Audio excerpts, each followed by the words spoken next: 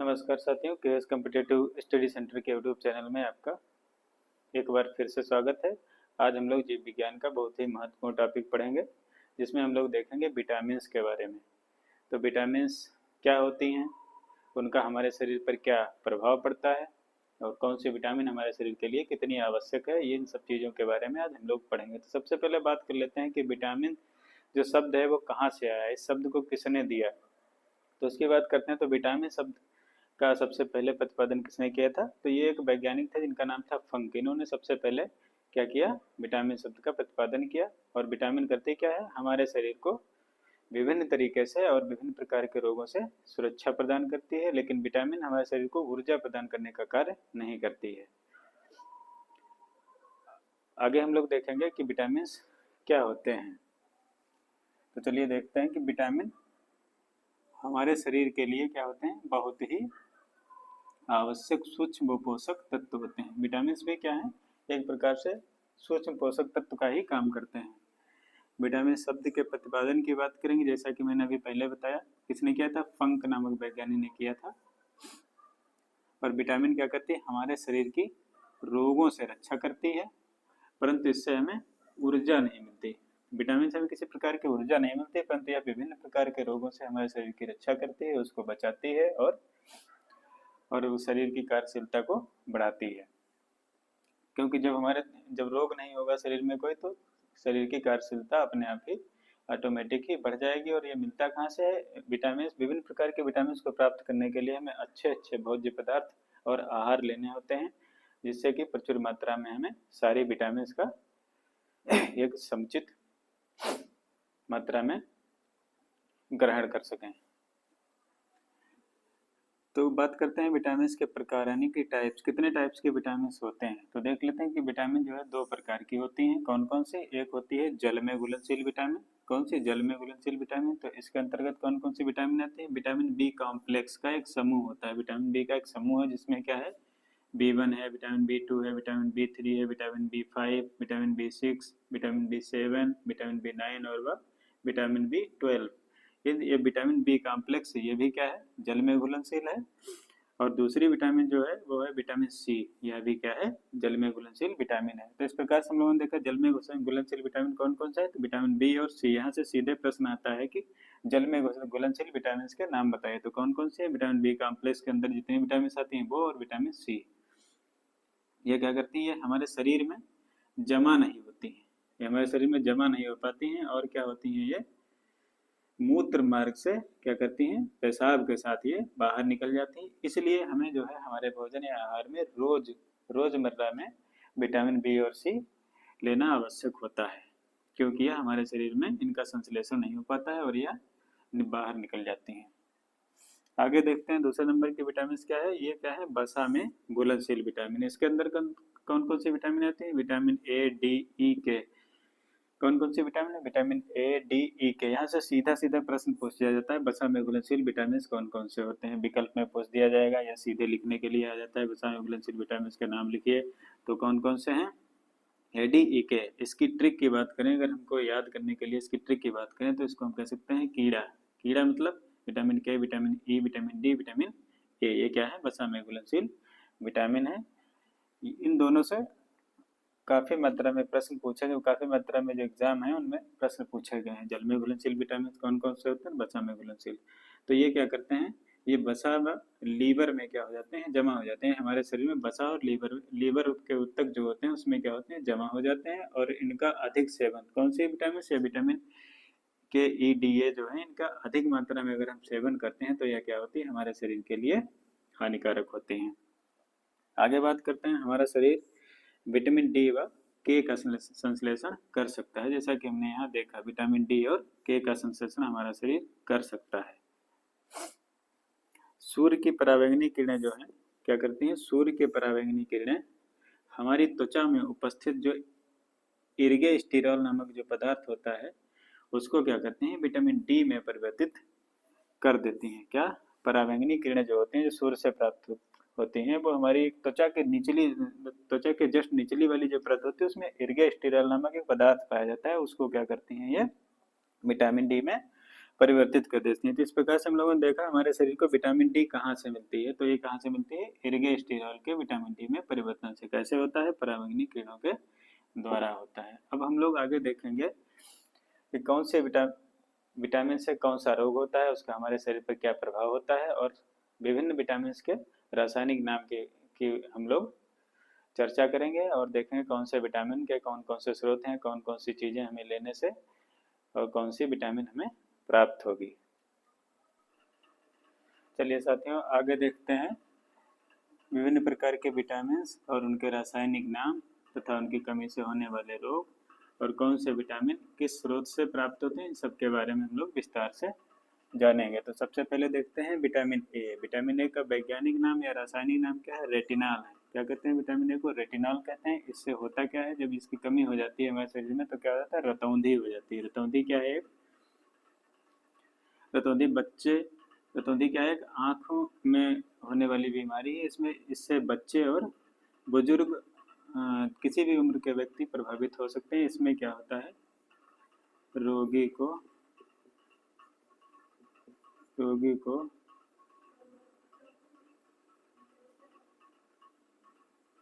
अंधेरे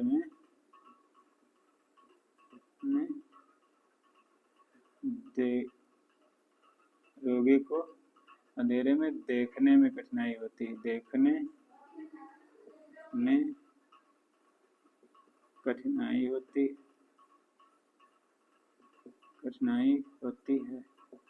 क्या होता है, रोगी को अंधेरे में देखने में कठिनाई होती है।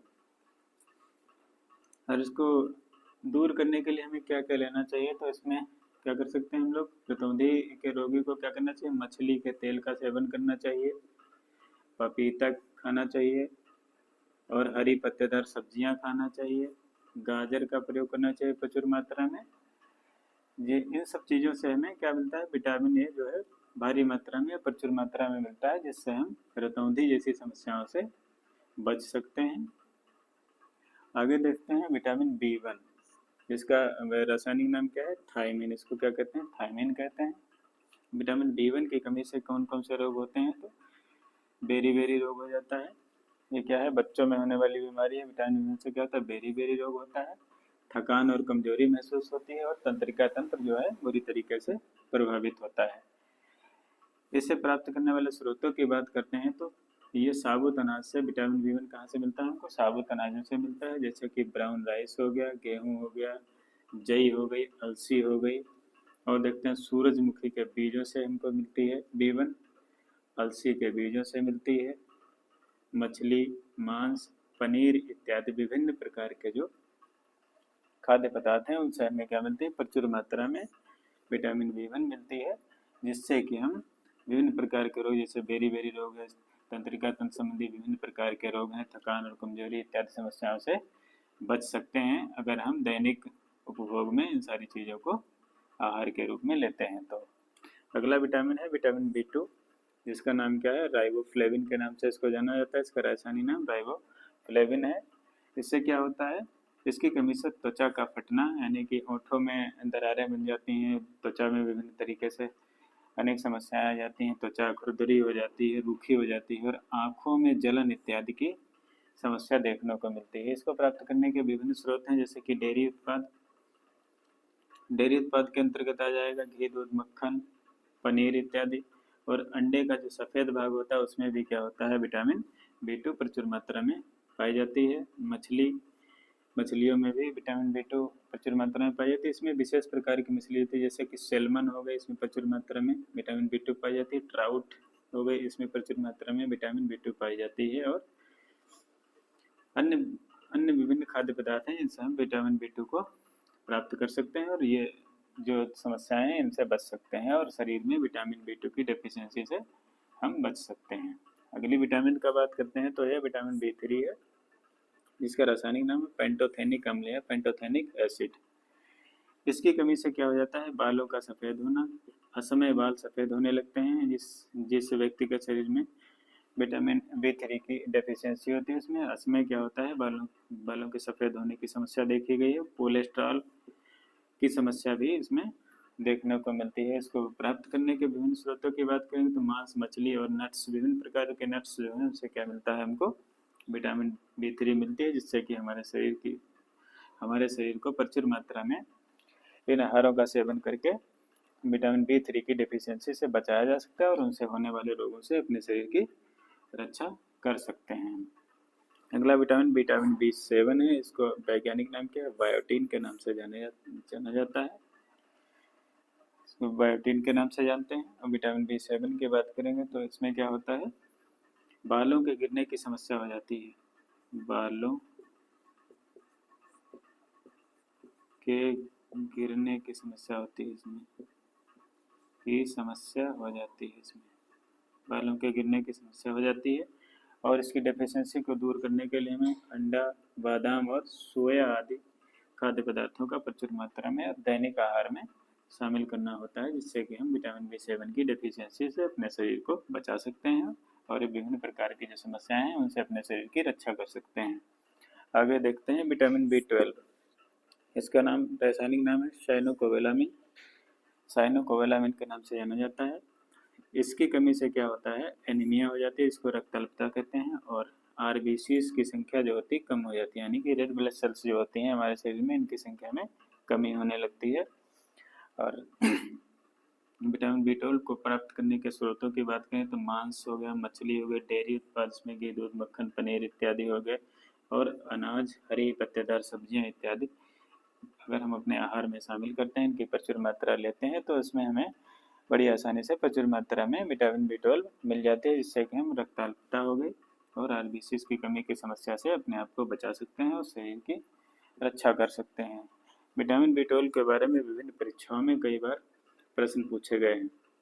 इसके रासायनिक नाम के बारे में पूछ लिया जाता है, इससे होने वाले रोगों के बारे में पूछ लिया जाता है, मिलान करने के लिए आ जाता है, या इसके स्रोत कौन कौन से हैं जहाँ से हमें विटामिन B12 मिलती है। इन सब के बारे में कई बार परीक्षाओं में पूछा गया है। अगले विटामिन की बात करते हैं, विटामिन C है। विटामिन C का रासायनिक नाम क्या है, एस्कॉर्बिक एसिड, यानी एस्कॉर्बिक अम्ल के नाम से इसको जानते हैं। इसकी डिफिशियंसी से क्या हो जाता है, स्कर्वी रोग होता है और बाल और नाखून कमजोर होने लगते हैं, त्वचा पर धब्बे इत्यादि की समस्या देखने को मिलती है। क्या होता है, स्कर्वी रोग हो जाता है, बाल और नाखून कमजोर होने लगते हैं, फटने लगते हैं, त्वचा पर धब्बे इत्यादि की समस्या देखने को मिलती है। विटामिन C को प्राप्त करने के लिए हमें प्रचुर मात्रा में खट्टे फलों का सेवन करना चाहिए, जैसे कि नींबू, संतरा, मौसमी हो गई, जामुन, स्ट्रॉबेरी इत्यादि का प्रचुर मात्रा में सेवन करके हम विटामिन C की डेफिशिएंसी से बच सकते हैं। विटामिन C क्या है, विटामिन C की मात्रा हमें जो है दैनिक रोजमर्रा के आहार हैं उसमें विटामिन C लेना आवश्यक होता है, क्योंकि विटामिन C क्या है, एक प्रकार से जल में घुलनशील विटामिन है, जो हमारे शरीर से पेशाब इत्यादि के साथ घुलकर निकल जाती है, अर्थात हमारा शरीर विटामिन C का संग्रहण नहीं कर सकता है। इसलिए हमें विटामिन C को अपने रोज के आहार में प्रचुर मात्रा में लेना आवश्यक है, जिससे कि हम स्कर्वी हो गया, त्वचा के धब्बे, बाल और नाखूनों को कमजोर होने से बचा सकते हैं। इस प्रकार हम लोगों ने विभिन्न विटामिन के रासायनिक नाम और उनकी कमी से होने वाले रोग तथा उनको प्राप्त करने के लिए कौन कौन सी चीज़ें हमको खानी चाहिए, क्या उनको प्राप्त करने के स्रोत हैं, इनके बारे में विस्तृत चर्चा की। अब हम लोग देखते हैं विटामिन डी। विटामिन डी का रासायनिक नाम क्या है, कैल्सीफेरॉल है। कैल्सीफेरॉल और विटामिन डी की कमी से क्या हो जाता है, रिकेट्स, यानी कि बच्चों में क्या होता है, रिकेट्स नामक रोग हो जाता है। वहीं वयस्कों की अगर बात करेंगे तो क्या हो जाता है, ऑस्टियोमलेशिया नामक रोग हो जाता है। और क्या हो जाता है, हड्डियों को कमजोर होना, और हड्डियां कैसी हो जाती हैं, मुलायम हो जाती हैं। विटामिन डी की डेफिशिएंसी से बच्चों में रिकेट्स हो जाता है, वयस्कों में ऑस्टियोमलेशिया रोग हो जाता है और हड्डियां कमजोर व मुलायम होने लगती हैं। इसके स्रोत की बात करेंगे तो विटामिन डी हमें सूर्य के प्रकाश से मिलती है। कैसे मिलती है, तो हमारी त्वचा के निचली परत जो होती है उसमें एर्गोस्टेरॉल नामक जो पदार्थ होता है, उस पर सूर्य की पराबैंगनी किरणें पड़ती हैं, तो वो क्या करता है, विटामिन डी में कन्वर्ट होने लगता है। और मछली, अंडा और डेयरी उत्पाद, दूध, घी, मक्खन इत्यादि से भी विटामिन डी की प्रचुर मात्रा मिलती है, जिससे हम विभिन्न प्रकार के रोगों से अपने शरीर की रक्षा कर सकते हैं। अगले विटामिन की बात करते हैं, विटामिन ई, जो कि क्या होता है, हमारे शरीर को बहुत ही विभिन्न प्रकार की समस्या बचाने के लिए बहुत ही उपयोगी विटामिन है। इसका वैज्ञानिक नाम क्या था, टोकोफेरेल फेराल, इसको क्या है, रासायनिक नाम क्या है इसका, टोकोफेराल है। इससे क्या हो जाता है, इसकी डेफिशिएंसी से बांझपन की समस्या हो जाती है, नपुंसकता की समस्या हो जाती है, त्वचा पर खुजली व चेहरे पर मुहासे इत्यादि की समस्या देखने को मिलती है। तो इसके प्राप्त करने की बात करेंगे, इसके स्रोतों की, तो हरी पत्तेदार सब्जियां जिससे कि विटामिन ए मिलती है, जैसे कि पालक हो गई, ब्रोकली हो गई और बादाम हो गया, मूंगफली, अंडा व मछली इत्यादि से हमको क्या मिलती है, प्रचुर मात्रा में विटामिन ए मिलती है। विटामिन ए के हमारे शरीर में बहुत ही महत्वपूर्ण कार्य हैं, जैसे कि विटामिन ई जो है हमारे शरीर की त्वचा की रक्षा करती है, त्वचा को फटने से बचाती है, त्वचा की सिकुड़न इत्यादि जो बढ़ती उम्र की जो समस्याएं होती है उससे बचाती है, त्वचा में निखार लाती है, और क्या कहते त्वचा की झुर्रियाँ इत्यादि की समस्या से विटामिन ई हमारी शरीर की क्या करता है, रक्षा करता है। बालों की सेहत के लिए भी विटामिन ई जो है बहुत ही महत्वपूर्ण भूमिका निभाती है। इस प्रकार से हम लोग देखते हैं कि विटामिन ए हमारे शरीर के लिए बहुत ही महत्वपूर्ण विटामिन है। इसको हमें हमारे दैनिक आहार में इसकी हमें प्रचुर मात्रा लेनी ही चाहिए। अगले विटामिन की बात करते हैं, इसका नाम है विटामिन के। इसके रासायनिक नाम की बात करते हैं, इसको फिलोक्विनिन के नाम से जाना जाता है। इसके टाइप्स की बात करेंगे तो विटामिन के K1 और K2 नामक दो प्रकार की होती है। कि विटामिन K1 को क्या कहते हैं, फाइलोक्विनोन कहते हैं, और विटामिन K2 जो होती है इसको क्या कहते हैं, मेनाक्विनोन कहते हैं। यह क्या मिलती है, पशु उत्पाद और बैक्टीरिया से प्राप्त होती है। मेनाक्विनोन जो K2 टाइप की विटामिन है वो क्या करती है, पशु उत्पाद और बैक्टीरिया से प्राप्त होती है। और विटामिन के की कमी से होता क्या है, रक्त का थक्का नहीं बनता। सबसे महत्वपूर्ण बात है कि विटामिन के की अगर हमारे शरीर में कमी है तो किसी भी प्रकार से अगर कोई चोट लग जाती है या कहीं से कोई समस्या आ जाती है तो रक्त का थक्का कुछ घंटे तक हमारे शरीर में रक्त का बहाव नहीं रुकता है, या फिर पूरे दिन या 24 घंटे तक रक्त के बहाव को रोकने में समस्या होती है जब विटामिन के की समस्या या कमी हमारे शरीर में होती है। मसूड़ों से क्या होता है, खून आने लगता है, शरीर पर खून के छोटे छोटे धब्बे बनना शुरू हो जाते हैं विटामिन के की कमी से। इस सब को रोकने के लिए क्या किया जाता है, विटामिन ए की हमें प्रचुर मात्रा की आवश्यकता होती है। जब विटामिन ए की बहुत ज़्यादा डेफिशिएंसी हमारे शरीर में होती है तो ऐसी अवस्था में डॉक्टर्स के द्वारा हमें विटामिन के इंजेक्शंस भी दिए जाते हैं, जिससे कि हमारे शरीर को थक्का बनने में वह मदद कर सके। और इनके प्राप्त करने की बात करें तो हरी पत्तेदार सब्जियों से विटामिन के प्राप्त होती है। सेब में विटामिन के पाया जाता है, सेब का सेवन करना चाहिए। ब्रोकली हो गई, केला हो गया, मटर पनीर और सेब इत्यादि ये सब क्या हैं, इसके प्रचुर मात्रा में विटामिन के पाई जाती है। विटामिन के हमारे शरीर की जो है विभिन्न प्रकार से रक्षा करती है। विटामिन के से हमारे हृदय की जो सामान्य गति को बनाए रखने में सहायता करती है। इस प्रकार से विटामिन के बारे में हम लोगों ने विस्तार से पढ़ा। इसमें क्या होता है, हड्डियों को स्वस्थ रखने व हृदय की धमनियों में कैल्शियम के जमाव को रोकने में क्या करती है, सहायता करती है। कौन सी, K2 टाइप की जो विटामिन है वो क्या करती है, हड्डियों को स्वस्थ रखने में और हृदय की धमनियाँ जो होती हैं उनमें कैल्शियम के जमाव को रोकती है।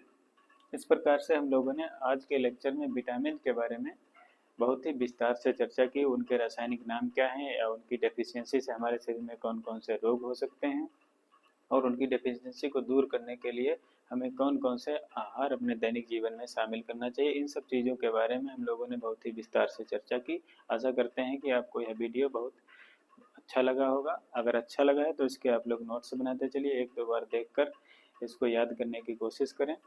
और यहाँ से कोशिश हमारी यही है कि यहाँ से जितने भी सवाल आज तक की परीक्षाओं में आए हैं सारे इस लेक्चर से आपके आसानी से हल हो जाएंगे। और आप लोग इस वीडियो को अपने दोस्तों में भी शेयर करें ताकि वह भी अपनी तैयारी में चार चांद लगा सकें और अपने उद्देश्यों को आसानी से प्राप्त करने में सफल